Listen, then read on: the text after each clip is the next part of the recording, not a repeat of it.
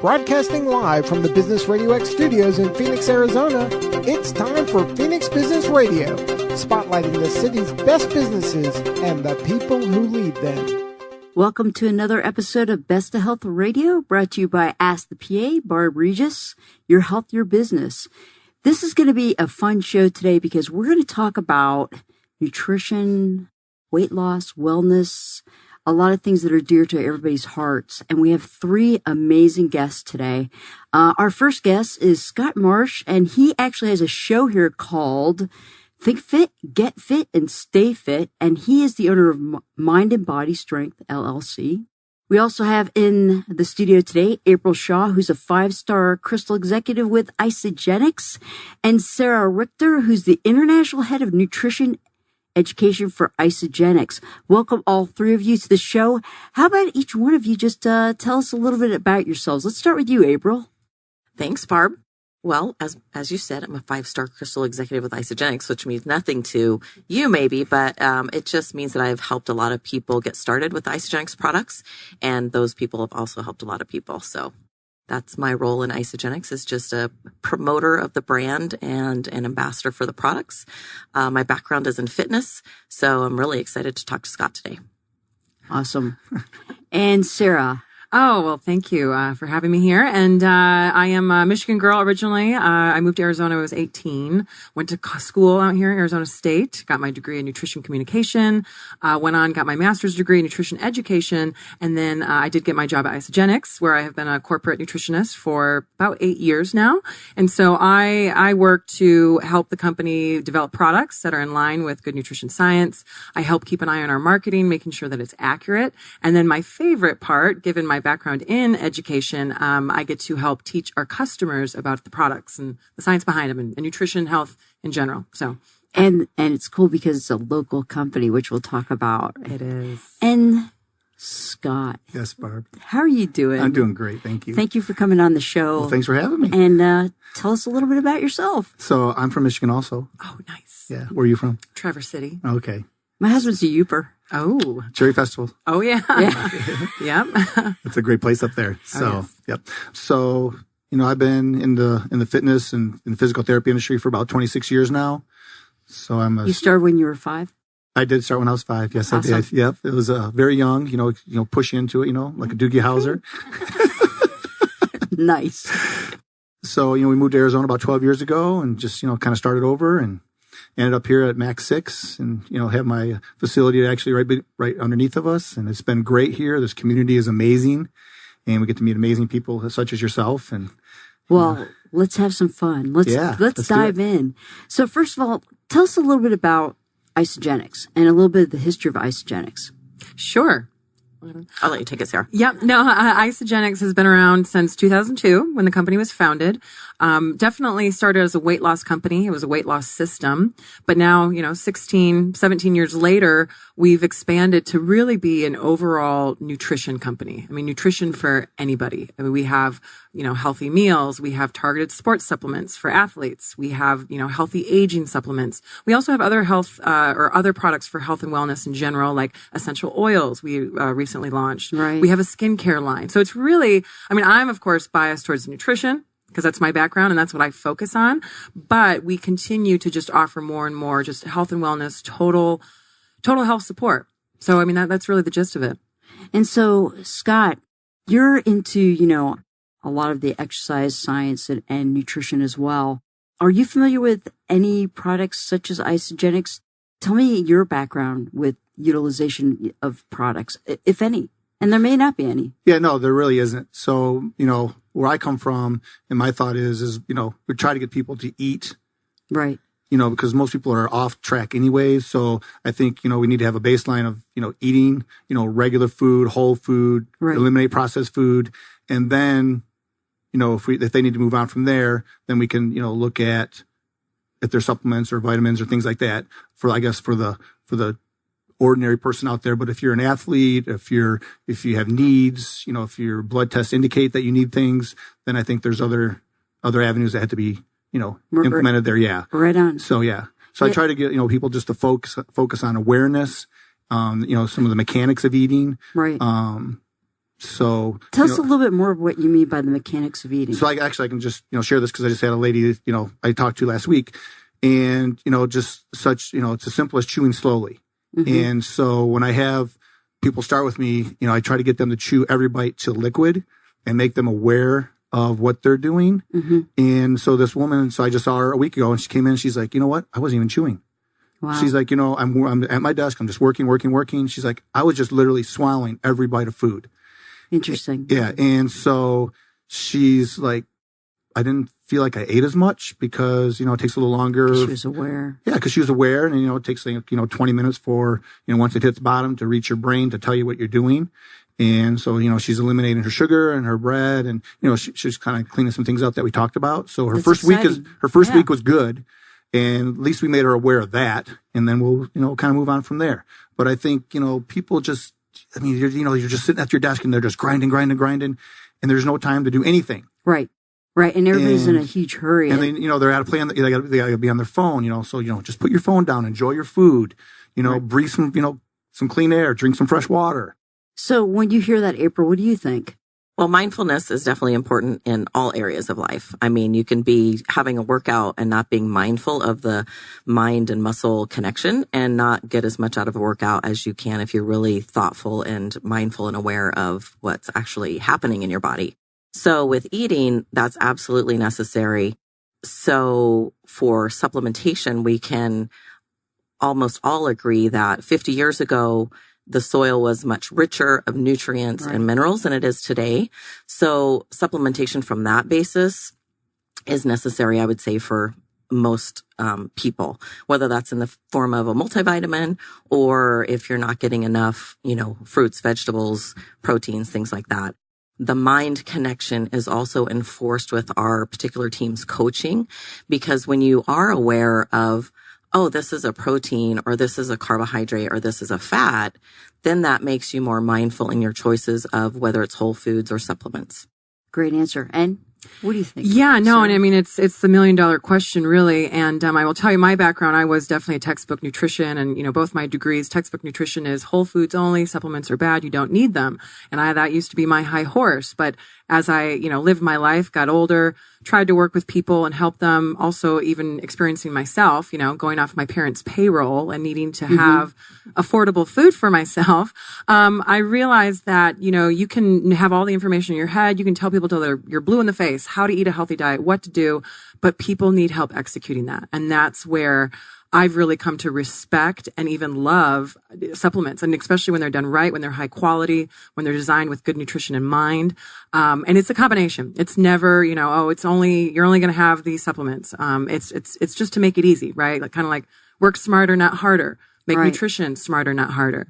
And then same too to April's point about, the nutrient levels and whatnot. And there is, a little bit of truth to that depending on what minerals you might be looking at or the areas of soil, but also where supplementation can really help people nail down their nutrition and a healthy diet is control for the amounts, right? So knowing that when I have this shake, let's say I'm getting 24 grams of protein, 8 grams of fat, all these vitamins and minerals, and especially with a company that does good quality practices and testing, and like Isagenix, for instance, we do test all of our products to make sure that what's on the label is in the product. So there's a level of control, and then also just making it easy. I mean, I'm a glutton for convenience. So, and I think everybody, that's the world we live in. So makes it easy. Yeah. And that's, and to your point, I think that's a huge key for everybody. You think like, what is it like? 2 out of 3 Americans now are considered obese, right? And a lot of people are still relying on fast food. A lot of people are, like you say, are not chewing their food, aware of what they're eating. Everybody wants that fast, convenient solution. And it's interesting to be able to compromise and actually combine both, whole foods with that other solution so that somebody can actually have a well-rounded, healthy diet with great nutrition and, of course, the exercise component as well. And so I think what's interesting for me personally is that I use Isagenix. I've used Isagenix for about 2 or 3 years, and then I eat all whole foods, and we at our house pretty much no processed foods. You don't see boxes at our house.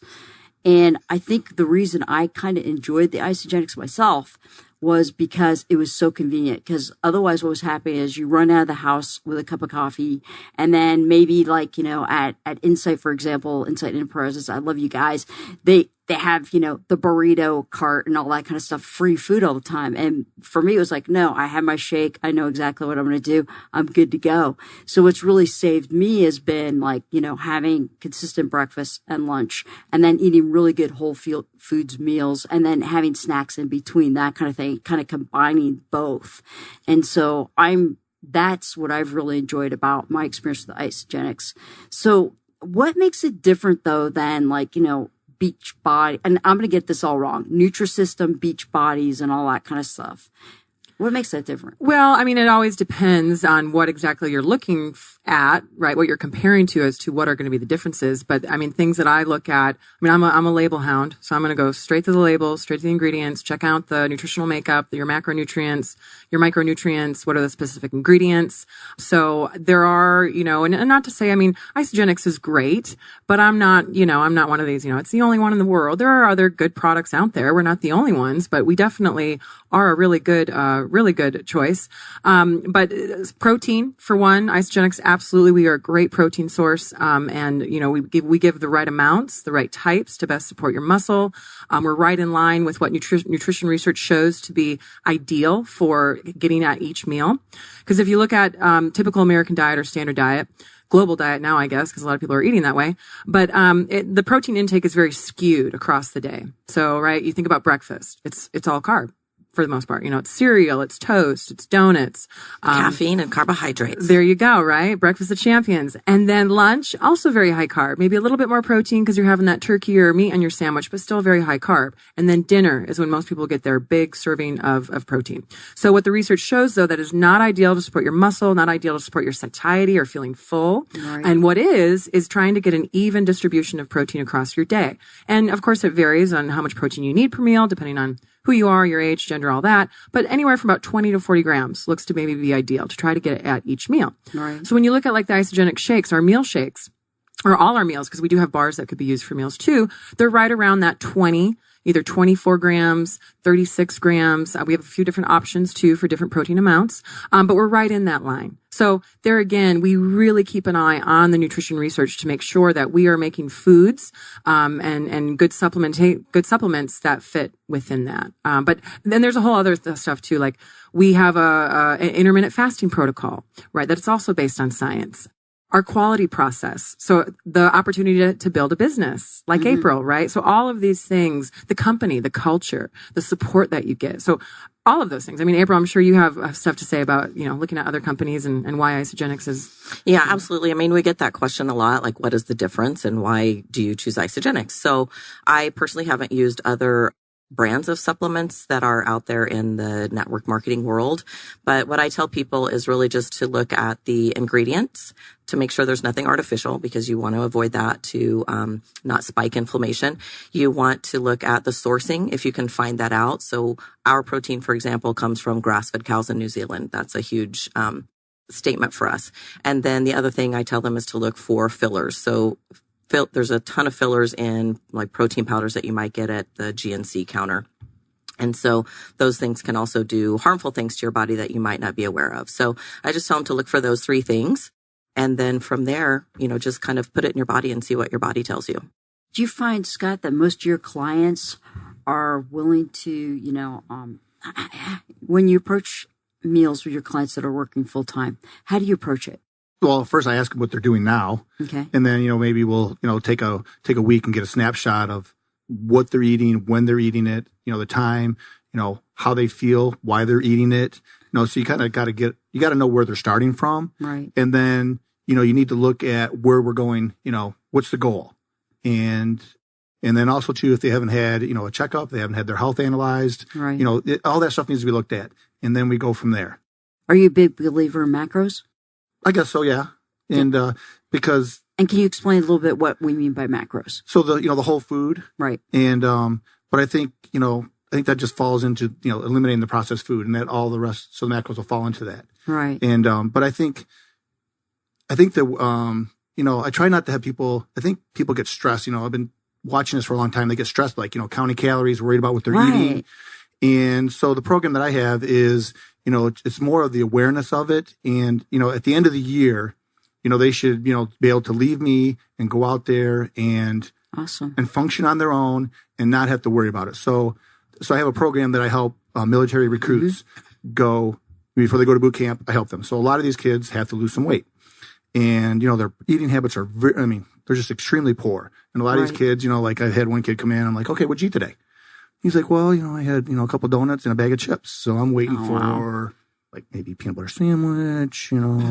Just something. Just give me something. And it wasn't. No. And I'm like, I said, and so he was in like a, kind of a different family situation, but I'm like, he had never looked at a label. Wow. So we just walked right over Circle K and, we started looking at some labels. He'd never he'd never seen that stuff before. So a lot of these people just don't, I think. How did we get here to be at the point where we're so naive of what we're putting in our bodies and assuming that our bodies can handle this? There's not enough nutrition taught in school. That's why. And that was the big reason why I went into nutrition, because I thought, by the time I got done, there would be nutrition teachers in every school, every grade. But no, there's just not. And it's so interesting too, and I think that's so true, because I've been talking to a coworker and helping him with his diet and tracking, but he's using the fitness app, right? And he's tracking everything, but then he has like a cheat day or he falls off a little bit, but then he feels so bad. So he's just like, oh, well, forget it. Might as well just have a week. Right. So now he's just on this roller coaster of trying to be really strict, but then falling off. And if somebody wants to be that meticulous and track it, because there are those types of people out there, right? Absolutely. That's fine. But for me, I've never been that way. And, kind of what we've been talking about, it's intuitive eating, right? And being able to be in tune with your body, to know your hunger cues, know when to stop eating, and kind of, just making it intuitive and not even thinking almost about your diet. Now, I will admit, it might take a couple of degrees in nutrition, and that's what I studied, and I think that's great what you're doing to help people with that, because it's so important. April, what do you think? How did we get here? How did we get here? Like me as kids, our parents cooked for us, the farm, the whole 9 yards. We had people like brought my dad chickens to the house, that kind of thing. We ate pretty healthy. And then I hear this like donuts every day, and I hear that. How did you get there? You've got a couple, right. I think we're just moving at the speed of light. And so there's just no time for anything right now. It seems. And so since everything is on a fast track, it starts from the time you wake up till the time you go to sleep, and everything has to just be in fast forward mode. So as far as the macronutrient question, so macros are carbs, fats, and proteins. And when I bring on a new customer to Isagenix, I ask them, are you wanting to know more about what you're eating and how to eat it to reach your goals? Because sometimes not everybody's goal is weight loss. So we might have some people that want to gain weight. Some people want to be bodybuilders. Some people want to lose 100 pounds. And so you have to know what the goal is in order to coach them to get there, because you can get to a goal in about 25 different ways. Right. So Isagenix is one way to reach many different goals. So as far as my kids, they will go to the Circle K and get the 32-ounce Slurpees, a couple of times a day if they were able to. And so when I'm able to give them a shake or a bar, at least I know that one thing in their day was incredibly balanced and nutritiously dense. So if the rest of their day is Starburst and jelly beans, at least I'm comfortable knowing that they've had at least one thing that's, supports their growth as teenage boys. Water, I will also tell you, is a huge deficit in most kids and adults. Yeah. I spoke to an 8th grade class one year and asked them, and this was around noontime, and I asked them the same question: what have you eaten today? What have you drank today? None of them had any water, and most of them had come to school without eating breakfast. Then we started talking a little bit about calories. There was a swimmer. I won't forget this. There was a swimmer. He was a boy. And his coach, somewhere along the line, had told him to eat 1,200 calories. He was, 13 years old. Really? Yeah. And I was like, oh gosh, that's just so. How much did he weigh? He was probably about 120 pounds. Yeah, it's risky business with kids, putting them on calorie. Yeah. So I don't like to talk calories. I like to talk about macronutrients just to get that calorie picture out of our heads. And it's so hard because I think people are just so fixated. Like, how many times have you heard calories in, calories out? Well, it's not that easy, is it, Scott? No. So anyways, one thing. So you guys, we can all weigh in this, but I saw a graph the other day.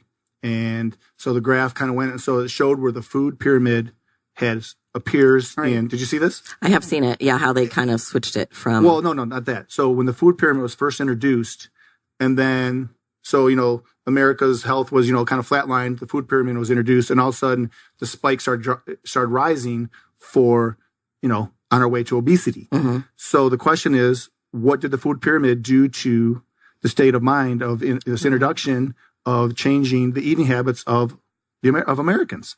Mm-hmm. Right. And I think what do you think? Well, I think, again, it's $1 million question. We'll never answer it, and there's never one answer.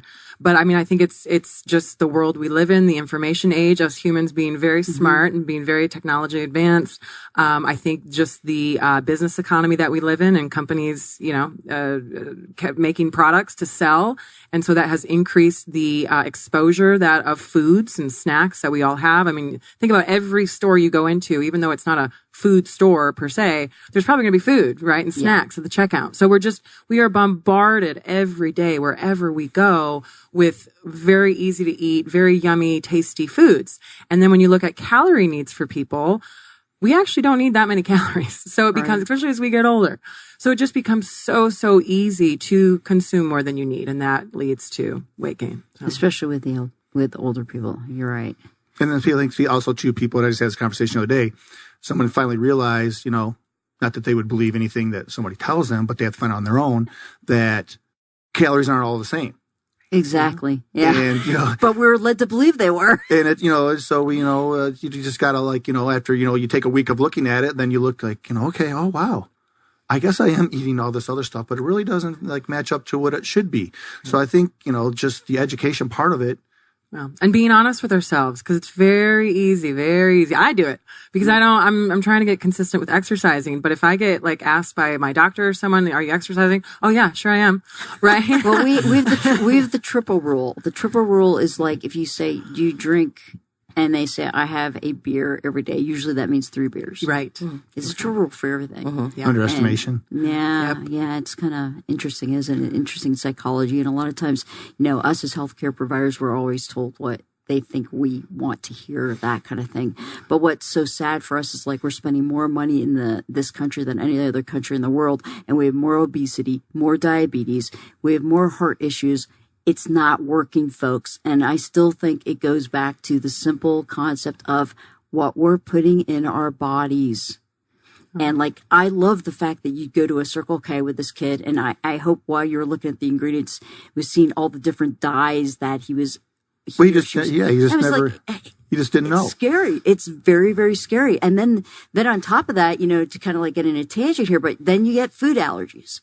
You get all these people that are coming with hey, I have all these allergies. I'll tell you a quick story. I had a patient who was on a medication and he was doing extremely well on this medication. It went generic. He goes back to the pharmacy. The pill he originally on was a white pill. And I love it. Patients never know what the name of any of their pills are. They're white, green, blue. They got a little center stripe or whatever. And so this poor guy comes back in and he goes, yeah, for my ADHD, it was Adderall actually. He goes, I was given this blue pill.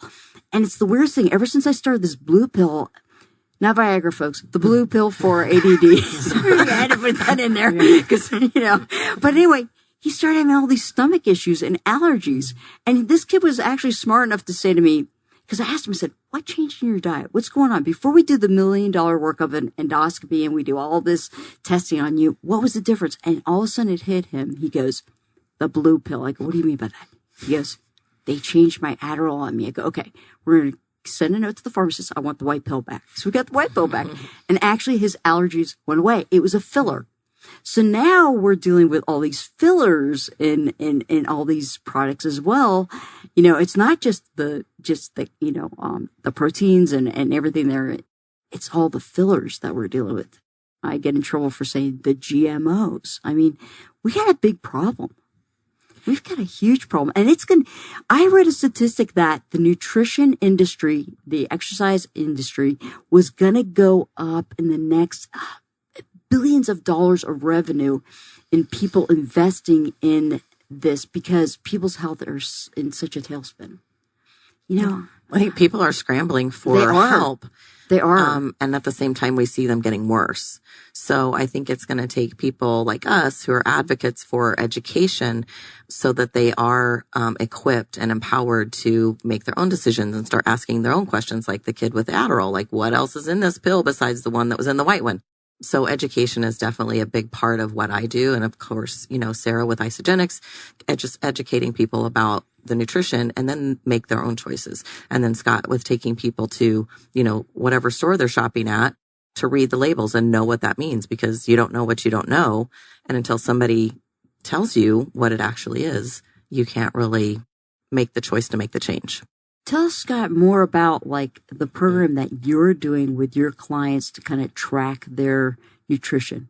So it's a year-long program. You start off their intake of where we want to be in the end.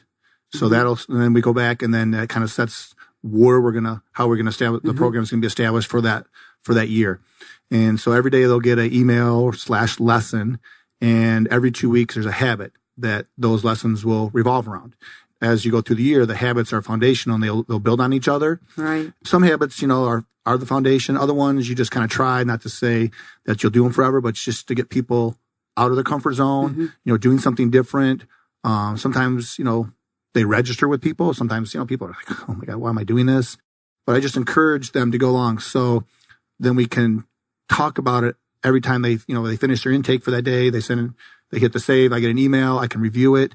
And then we can communicate back and forth from there, you know, keep them on track. But I think the daily awareness of, you know, having something at least keep them on track. It only takes a few minutes a day to do it, but it makes them set the tone for the day, and it keeps them going on and focused. So I had somebody finish this whole last year. He finished in November, and, you know, now his business took off, and he's been traveling a lot and all this other stuff. And he's like, I just need something. So he's redoing the whole thing again. He's like, I need a daily email. Even though he has access to the same information for the whole year again, he wants it delivered every day, just as a reminder, even though he kind of knows it all, but he needs something to keep him on track. That's awesome. And that's, I mean, it's kind of not the idea of it. The idea was for him to kind of like, you know, go off in the sunset and he'd be great, but whatever. But you know. And the reason I say it's awesome is because what we're hitting here is he needs an accountability partner. Community. Right? Yep. A community to support him. And what you're doing is saying is like, no matter what, I've got a few seconds or a few minutes here to address what that issue is with you and reach back to you and say, okay, try this and let me know how you're doing, and I'm here for you. And I think that's the other thing. There's a lot of loneliness out there. Yeah. People, whether or not they're dealing with obesity or they're really skinny and they want to like get, you know, they want to get ripped, you know. Yeah. I hear that, but you know, I get mainly the obesity thing, but I do get occasionally people that go, I'm way too skinny and I really want to get stronger. How do I get that?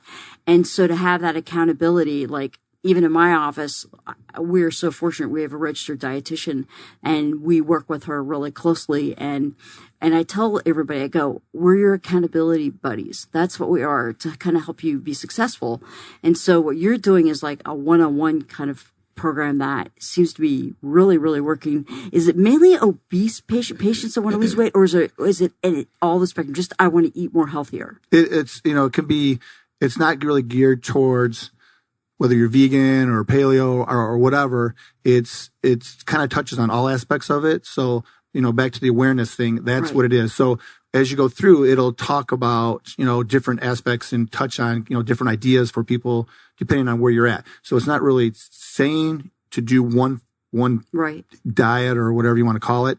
It's just get them to eat, you know, a protein, you know, what are, you know, if you have some religious beliefs or whatever it may be, you know, what falls into that category. Okay. So here you go. Here's your list of things that can be that, and then go from there.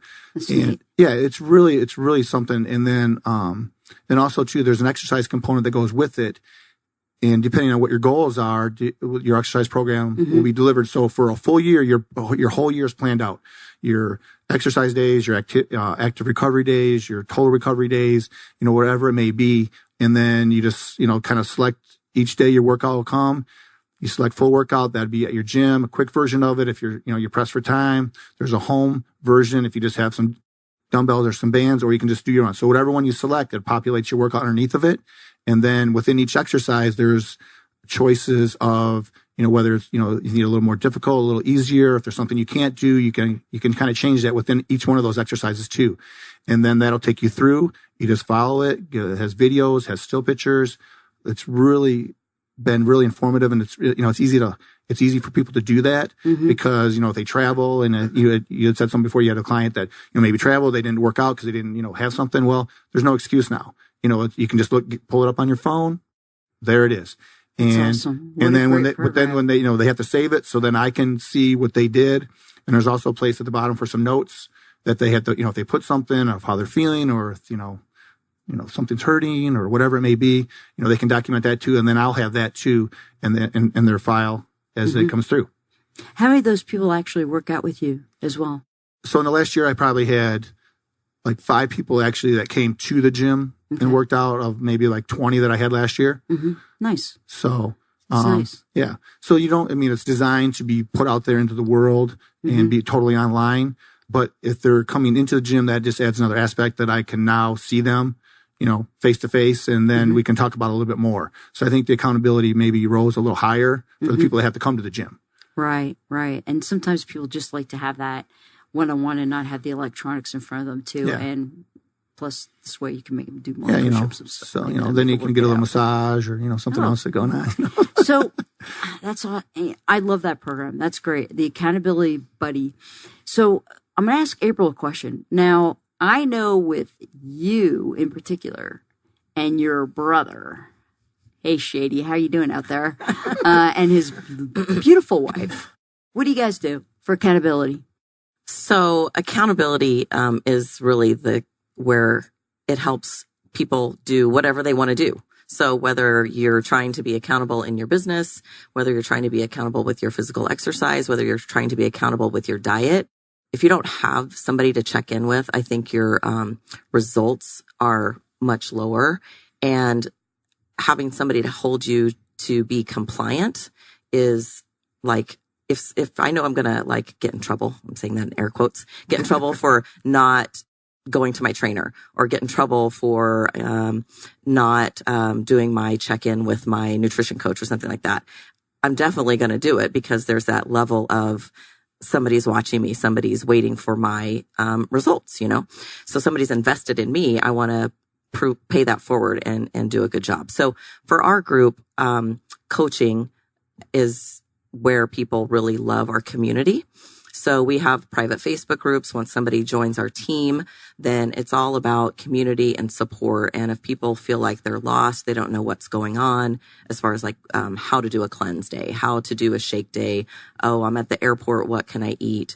Just that support and that community to say, if you fall off the bandwagon because it's your birthday or Cinco de Mayo coming up or whatever, just because you light a match, don't burn the house down. You can get back on the train, and we're here to help you and support you. And I think the community aspect of anything that we do to reach goals is really key and crucial to helping us reach those goals. And how do you, Sarah, support?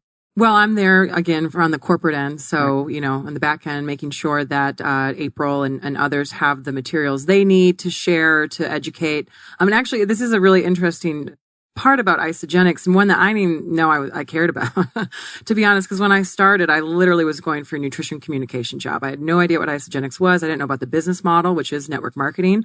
So it's, consumers selling to consumers. But what it is, and it's a well-studied thing, it's peer-to-peer coaching. Right. And that has shown to be very successful for achieving goals like weight loss, even more so than going and working with your individual doctor. So I have really another thing I've come to love about it is that peer-to-peer element, because that's exactly what we want. We want people to sell products to other people, but then also coach them through the products and help them and hold them accountable. And I think it's a huge part of our success. And as far as nutrition education, which my goal was always to go the macro level. I will work with people one-on-one, but I wanted to go big, helping create nutrition textbooks or for large masses, nutrition education. And I had no idea the goldmine that Isagenix was going to be, because we have a whole army of people all over the world that as long as our products are good nutritionally and we're talking about our products, we're teaching them about nutrition, well, then they go out and they teach people about it too. So it's a huge effect, and there's such a big opportunity to it. I really enjoy working in it. Well, and you've been there for several years now. Yeah, almost 8. Yeah. Now, how old is Isogenics? I mean, what was 19 years, 19 right? Or we're years? going on 19, I believe. Or no, not 19. Really? I'm sorry. 17, right? 2002. Sorry. Yeah, Show my math. And literally it was in Chandler out of who's the scientist? John Anderson. Yeah, they're very Anderson's small. place, right? Mm-hmm, mm-hmm. Yeah, and then it grew and yeah, grew very and grew. mom and pop. And even our other founders, Jim and Kathy Coover, I mean, I've heard stories about how, I mean, they did everything. They were, if they had an event, they were, setting up the room. They were, putting everything together. So they just mom and pop. And then now that to see what they've grown to is quite something. And they had a belief, they had a dream, a goal. And yeah, I've observed that. It's interesting. I ran into somebody, oh, wow, it's probably, well, it actually was at Insight. And it's actually someone who works there and actually knows the Coover's son pretty well. And he was like, he saw my Isogenics, I was having a shake and he goes, yeah, I could have gotten into the ground floor of that. And literally he said that. He goes, yeah, because Eric's a really good friend of mine. And I'm like, oh, right. And he goes, yeah, I still use the products, and that's kind of exciting, for people that are on the fly, especially. I think, that people that are on the fly that just need some great nutrition. A great concept, to be able to do that. And like I said, for me, it's worked out well, especially it's been interesting. People know I'm a cancer patient. I can't say that Isogenics has, kept my cancer at bay or, I've been lucky though. My blood work the entire time has been like perfect. And I've been really disciplined as to what I've been putting in my body, with the exception, I will admit, I do like red wine. I'm not going to argue that. Nothing wrong. Okay. And tequila, maybe. Yeah, she knows. Champagne for me. Yeah. Well, but what's interesting is I've kept that really consistent. I can say there's certain things I did eliminate, just because I wanted to be very careful with it. But my blood work has stayed and maintained perfect. And I only have like 2 more months. And I have to say, that consistency for me is really, really important. That consistency. I know I could do it other ways, but my lifestyle is so busy right now that if I didn't have my shakes, I can tell you right now, I'd be eating crap. Literally. I know I would be. I'd be like that person going over to Circle K or whatever. Cause like right next door, we have like this like vendor little area. And I can proudly say that, sorry, but I've never used the vendor area ever because I've had something to go to. Now, would it be great for me to be able to have time to like, make sure I'm eating like the whole foods and preparing everything? Yeah. But for me specifically, I'm grateful to April that she did share the products with me because I know that, yes, I have weight I need to lose and stuff like that. One of the sacrifices I've made this year is that I haven't been doing a lot of working out because of the surgery that I had in my arm. I'm at risk for lymphedema and we're working on some things. And I was told, don't stress your body. Yes, I should. So I walk, I do things, but I used to do a lot of half marathons and stuff like that. And I just don't do it. So I'm grateful to the products for that. And I'm grateful for Whole Foods. I'm grateful for the fact that I woke up looking at my genetic code saying, hey, I have a lot of diabetes in the family. And so I specifically I'm a little bit more high protein. I'm really careful with the types of carbs that I eat and things like that. And it's paid off big time for me because people look at me and I go, well, my A1C is at, 4.8. And that I'm really happy with that. And I'm trying to avoid these different manifestations. And that's what I love about what you're doing is like, could you imagine like if you could get, 20,000 people, that would be in a program and you'd be able to like massively be able to reach out to them and just be that buddy for them, that buddy. And what you guys are doing with your groups being the buddy for like,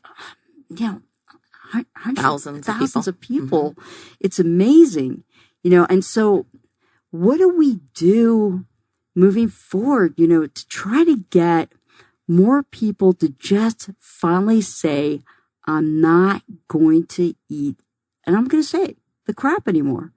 And why is it that food's engineered to make you more hungry? It is, and why is that? Can you explain that? Because I got a story about Doritos, but I want to understand, why is it that, Whole Foods fill us up, but so much of the stuff that we're seeing makes us hungrier? Why? Yeah. And I mean, and actually we could talk, because I kind of have an issue with the whole like Whole Foods, processed foods, partly just because, and I get it, people, food goes in our bodies. There's a whole, the naturalness of it is important. But I mean, at the end of the day, I mean, look at isogenic shakes. Yeah, they're a processed powdered food, but it's still a whole food, right? I mean, our bodies, when it breaks down food, it breaks it down into nutrients. So Right. therefore it becomes a game of nutrients. So as long Right. as you're getting all the nutrients you need, your body doesn't know if it had a beautiful salad. So in my mind, the shakes are whole foods too. So anyway, that's a whole another thing. But I think really, I mean, when you look at, Sorry to offend. I didn't that's mean it okay. that way. No, not at all. I kind of meant more. Not at all. No, it's okay. Oops. No worries. And and I've been trying to rack my brain of like, so what is the word then? Like normal and, foods? and, No. and that's the hard part about it, is like, how do you distinguish that? I guess maybe just Because healthy food versus I guess unhealthy. it's funny because I really don't think of isogenics as being processed. Right. Well, and if you want to get technical, anytime you cook in your kitchen, you're processing foods, right? So it's, as usual, I mean, there's ambiguous words that until you really define them and give the context, you're just saying words. Right, exactly. Yeah. So, but as far as why I think a lot of the foods that are around us are so good and they make you more hungry, it's just they're nutritional makeup. They're usually calories that are from sugar and fat, or carbs Right. and fat, right? And there's no protein, there's not a lot of fiber. Of course, they taste really good because they're either really sweet, they're really salty, Or both. right? And as humans, that's what we love. That's what we go for. So that's why, and because they don't have protein or fiber or the right balance of the nutrition, they are going to leave you hungry. They're going to cause your blood sugar to raise and then Exactly. crash down, and that you're going to be hungry again. So I think that's part of it. Let's define for people what we mean by good carbs versus bad carbs, because people don't know the difference. Yeah, well, and that's kind of Wanna another ask. hard one too. I mean, I think good carbs fall into your fruits and veg, right? Mm-hmm. Even starchy veg can be good carbs too. Whole grains, beans, legumes, right? So I think those are all good. I think and I don't know about types. I try to break it down with people. Like, I mean, just think about the foods where your good carbs are and your bad carbs are. And I think intuitively a lot of us realize that, and it's pretty easy. The bad carbs are your crappy Circle K. sweets and sodas, sugary sodas, adding a bunch of sugar to your coffee. One of my favorite things is cake, but I only eat it at weddings or birthdays, right? So eating cakes and all these desserts and cookies. So all of that stuff, that's the type of sugar that I think people can, cut out and try to keep to a minimum. And how do you work with people like that just have those sugar cravings? So what I try to get them to do is just to, 1% better every day. Okay. So I had, just kind of a picture of a continuum. You have worse at one end and good at the other end. So whatever you're eating, where would that fall in the continuum? And how do you make it better? Right. So how would you just move it towards the good? So do you just, eliminate the sugar a little bit? Do you not eat as much? Do you replace it with something? So try to get them just to think, because Right. everyone, like she said, everyone kind of has an idea of like what's good and what's bad. So how would you just move it towards the good? And just, if you keep doing 1% better every day, and then, then you're going to gain some momentum.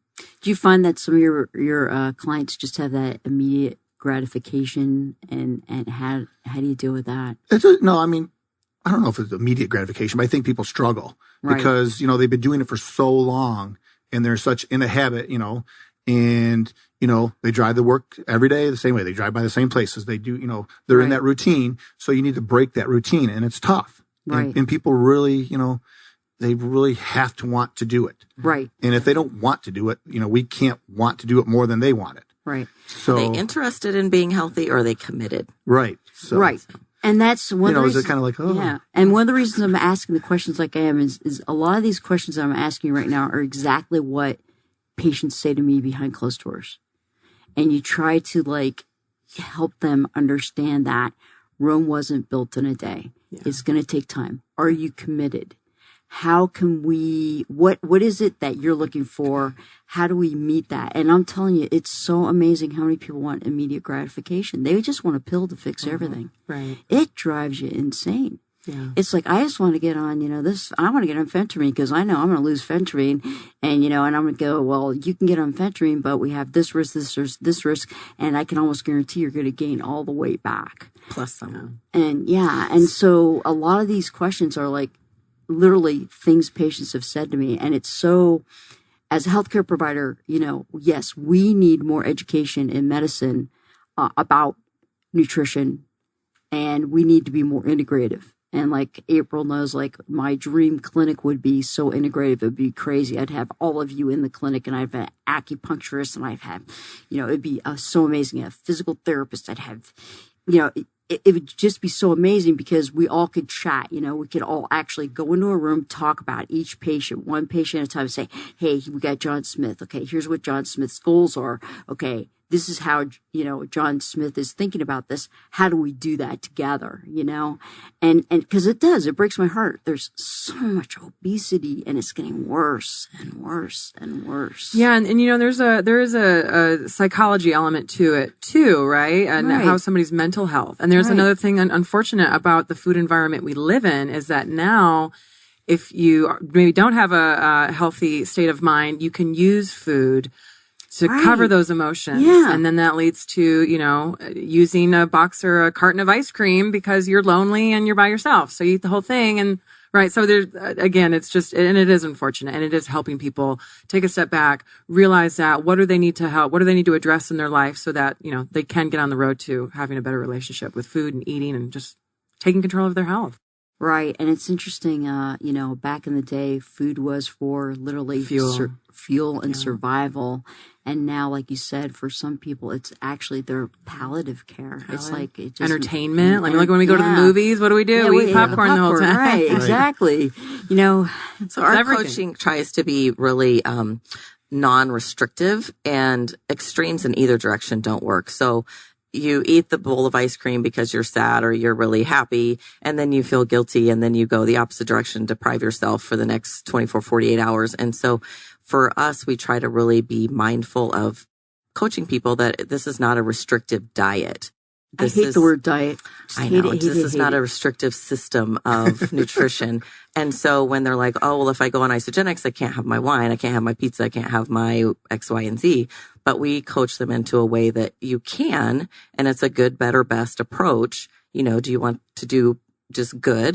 Do you want to do better than what you're doing today? Or do you want to, knock it out of the park and just do your best? Which those people are a little bit extreme. And so I prefer to take people through baby steps, getting started, and not just eliminating everything that's in your pantry, because then in 2 weeks, you're just going to be depressed and go buy it all again.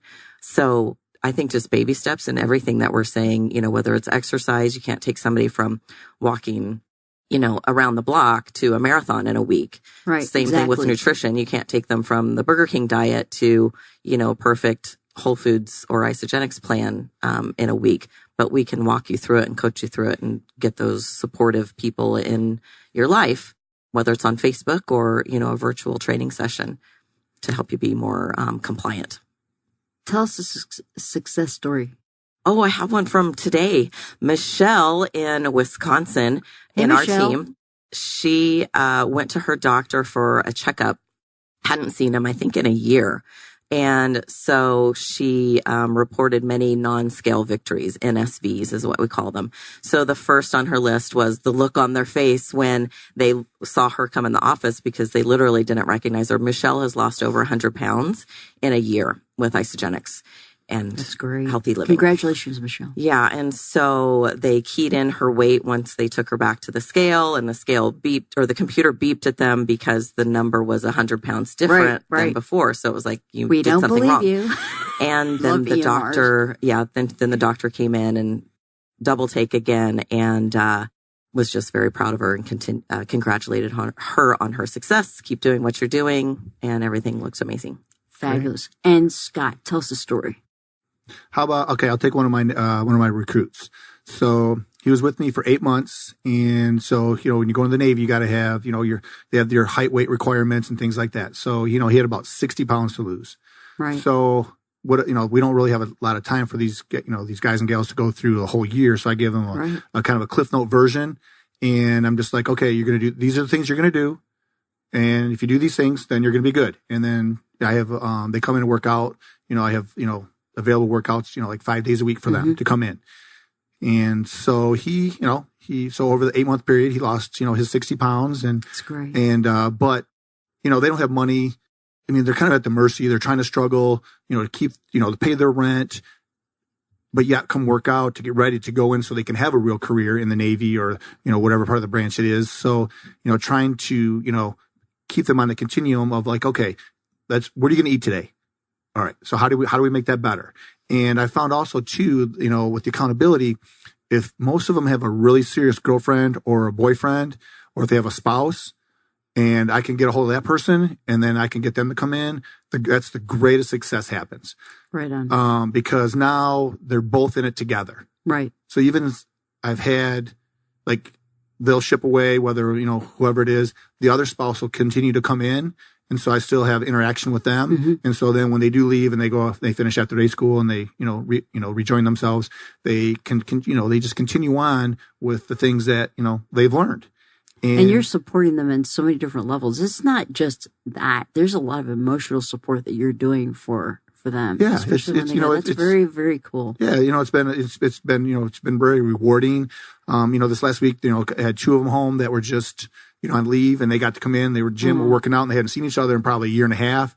And, it's just like, this whole chat session, they're comparing notes. One kid's on a sub, one's on a destroyer. They're talking about all these different things, but yet, they're both, continuing to work out, and they're eating well. I mean, even though they have their own choices to make, they can eat on the base and do whatever, but they still look like, we're moving forward. That's great. And so, and also too, like the ones that are married, and I'm like, you guys are gonna have kids one day. Right.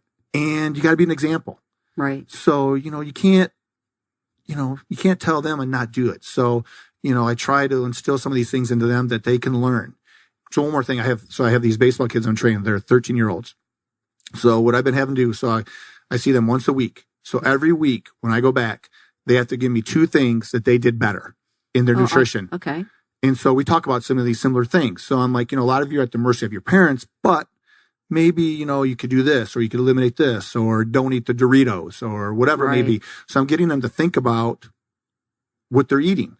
And, it's been, 5 weeks now, and it's starting to sink in a little bit. Like they're starting to make their own. Be patient. Yeah. It doesn't happen overnight, but, and they are, 13-year-old boys, but, they're starting to understand, like, things that go in are going to affect their athletic performance. That's great. Don't drink the Gatorade. Right. That's right. Yeah. So exactly. Sports drinks are not good for you. Yeah. And they're really promoted heavily to students and athletes and families. And that's a real learning point that we make when we go to maybe sports events or schools. And we promote our product, which is called Hydrate. And so we say this is a healthy Gatorade. And they look at us a little puzzled, like, Gatorade's not healthy? No, actually, look at the artificial colors, artificial sweeteners, things like that. So it's just a mind shift. Absolutely. Sarah, I know you're in the corporate level. Like, do you have a story you could share? Like a success? Of course I do. So I bet you got tons of them. Well, yes. And one of my favorite things also has been seeing all these wonderful success stories and the before and afters and hearing all these wonderful stories of people. But personally, what to me is a great success and just warms my heart every time is when, and you can tell I'm an educator, but when I'm talking with people or when I realize that they've either the light bulb's gone off or I help make them realize something. Like, so one of the things that the team that I'm on does, and we're all nutritionists, at our big events, we have what's called Ask the Nutritionist. And it's a booth area where customers can come up and ask us basically anything about product use, about nutrition. And it's a great opportunity for us to get to talk one-on-one, with our customers and help people, give them tips. And, I call nutrition the good fight because there's a lot of myths and misconceptions out there, and people see this or think that, and it's almost like religion or politics. It's an emotional subject too. So people coming up about sugar and complaining about the sugar in our shakes and helping them understand that, well, yeah, there's sugar in it, but because it's a balanced meal, there's going to be sugar. And if most meals or all the meals that you ate, and even if they were just wonderfully, beautifully healthy, if they came with a label, there'd also be sugar listed, right? So just helping people understand more and kind of, again, I don't want to say see the light, but open their mind to the right information. And I love doing that, and I live for it. So, and you can tell you do an amazing job. Oh, thank you. I try. So everybody, one more final thought. We're going to start with you, Sarah. Final thought, I guess, is just, and two, I don't ever take myself too seriously, and I don't think anybody should, right? Life is meant to be enjoyed. It's too short, but it's also a long life, right? And we do have to take care of ourselves. We have to get to the end somehow, and you have to feed your body, and that makes everything matter. So, again, why not just do it the best you can, make it easy, and, whether you choose Isagenix or not, or the Whole Foods, or whatever you do, just make sure it's good, and it keeps your life where you want it to be. Scott? Final thoughts. I just think, and today we have there's all this access to technology.